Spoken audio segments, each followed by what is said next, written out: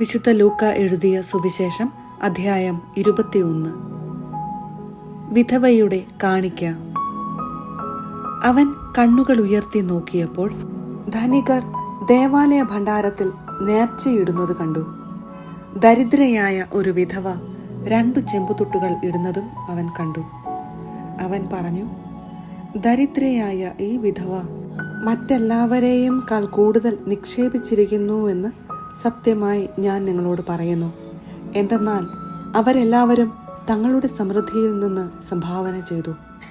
ഇവളാകട്ടെ തൻ്റെ ദാരിദ്ര്യത്തിൽ നിന്ന് ഉപജീവനത്തിനുള്ള വക മുഴുവനും നിക്ഷേപിച്ചിരിക്കുന്നു.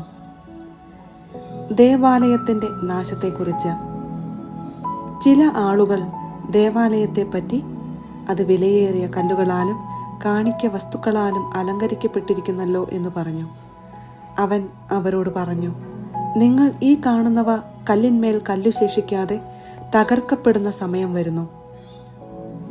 ക്ലേശങ്ങളുടെ ആരംഭം. അവർ ചോദിച്ചു, ഗുരു, ഇത് എപ്പോഴാണ് സംഭവിക്കുക? ഇതെല്ലാം സംഭവിക്കാൻ തുടങ്ങുന്നതിൻ്റെ അടയാളം എന്താണ്? അവൻ പറഞ്ഞു, ആരും നിങ്ങളെ വഴിതെറ്റിക്കാതിരിക്കാൻ സൂക്ഷിച്ചു കൊള്ളുവിൻ.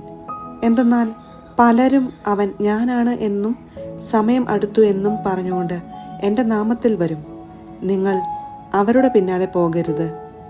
യുദ്ധങ്ങളെയും കലഹങ്ങളെയും കുറിച്ച് കേൾക്കുമ്പോൾ നിങ്ങൾ ഭയപ്പെടരുത്. ഇവയെല്ലാം ആദ്യം സംഭവിക്കേണ്ടതാണ്, എന്നാൽ അവസാനം ഇനിയും ആയിട്ടില്ല.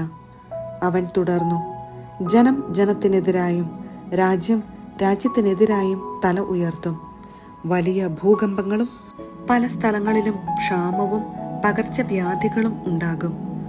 ഭീകര സംഭവങ്ങളും ആകാശത്തിൽ നിന്ന് വലിയ അടയാളങ്ങളും ഉണ്ടാകും. ഇവയ്ക്കെല്ലാം മുൻപ് അവർ നിങ്ങളെ പിടികൂടുകയും പീഡിപ്പിക്കുകയും ചെയ്യും. അവരുടെ സിനഗോഗുകളിലും കാരാഗൃഹങ്ങളിലും നിങ്ങളെ ഏൽപ്പിച്ചു കൊടുക്കും. എൻ്റെ നാമത്തെ പ്രതി രാജാക്കന്മാരുടെയും ദേശാധിപതികളുടെയും മുൻപിൽ അവർ നിങ്ങളെ കൊണ്ടുചെല്ലും. നിങ്ങൾക്ക് ഇത് സാക്ഷ്യം നൽകുന്നതിനുള്ള അവസരമായിരിക്കും. എന്ത് ഉത്തരം പറയണമെന്ന് നേരത്തെ ആലോചിക്കേണ്ടതില്ലെന്ന് മനസ്സിലാക്കിക്കൊള്ളുവിൻ. എന്തെന്നാൽ നിങ്ങളുടെ എതിരാളികളിൽ ആർക്കും ചെറുത്തു നിൽക്കാനോ എതിർക്കാനോ കഴിയാത്ത വാക്ചാതുരിയും ജ്ഞാനവും നിങ്ങൾക്ക് ഞാൻ നൽകും. മാതാപിതാക്കന്മാർ, സഹോദരർ, ബന്ധുമിത്രങ്ങൾ, സ്നേഹിതർ എന്നിവർ പോലും നിങ്ങളെ ഒറ്റിക്കൊടുക്കും. അവർ നിങ്ങളിൽ ചിലരെ കൊല്ലുകയും ചെയ്യും. എൻ്റെ നാമം നിമിത്തം നിങ്ങളെ എല്ലാവരും ദ്വേഷിക്കും. എങ്കിലും നിങ്ങളുടെ ഒരു തലമുടിയിഴ പോലും നശിച്ചു പോവുകയില്ല. പീഡനത്തിലും ഉറച്ചു നിൽക്കുന്നതിലൂടെ നിങ്ങളുടെ ജീവനെ നിങ്ങൾ നേടും. ജെറുസലേമിൻ്റെ പതനം. ജെറുസലേമിന് ചുറ്റും സൈന്യം താവളമടിച്ചിരിക്കുന്നത് കാണുമ്പോൾ അതിൻ്റെ നാശം അടുത്തിരിക്കുന്നു എന്ന് അറിഞ്ഞുകൊള്ളുവിൻ. അപ്പോൾ യൂദയായിലുള്ളവർ പർവ്വതങ്ങളിലേക്ക് പലായനം ചെയ്യട്ടെ. പട്ടണത്തിലുള്ളവർ അവിടം വിട്ടുപോകട്ടെ. ഗ്രാമങ്ങളിലുള്ളവർ പട്ടണത്തിൽ പ്രവേശിക്കാതിരിക്കട്ടെ. കാരണം എഴുതപ്പെട്ടവയെല്ലാം പൂർത്തിയാകേണ്ട പ്രതികാരത്തിൻ്റെ ദിവസങ്ങളാണ് അവ. ആ ദിവസങ്ങളിൽ ഗർഭിണികൾക്കും മുലയൂട്ടുന്നവർക്കും ദുരിതം. അന്ന് ഭൂമുഖത്ത് വലിയ ഞെരുക്കവും ഈ ജനത്തിൻ്റെ മേൽ വലിയ ക്രോധവും നിപതിക്കും. അവർ വാളിൻ്റെ വായ്ത്തലയേറ്റ് വീഴുകയും എല്ലാ ജനതകളിലേക്കും തടവുകാരായി കൊണ്ടുപോകപ്പെടുകയും ചെയ്യും. വിജാതീയരുടെ നാളുകൾ പൂർത്തിയാകുന്നതുവരെ അവർ ജെറുസലേമിനെ ചവിട്ടിമെതിക്കും. മനുഷ്യപുത്രൻ്റെ ആഗമനം. സൂര്യനിലും ചന്ദ്രനിലും നക്ഷത്രങ്ങളിലും അടയാളങ്ങൾ പ്രത്യക്ഷപ്പെടും. കടലിൻ്റെയും തിരമാലകളുടെയും ഇരമ്പൽ ജനപദങ്ങളിൽ സംഭ്രമമുളവാക്കും.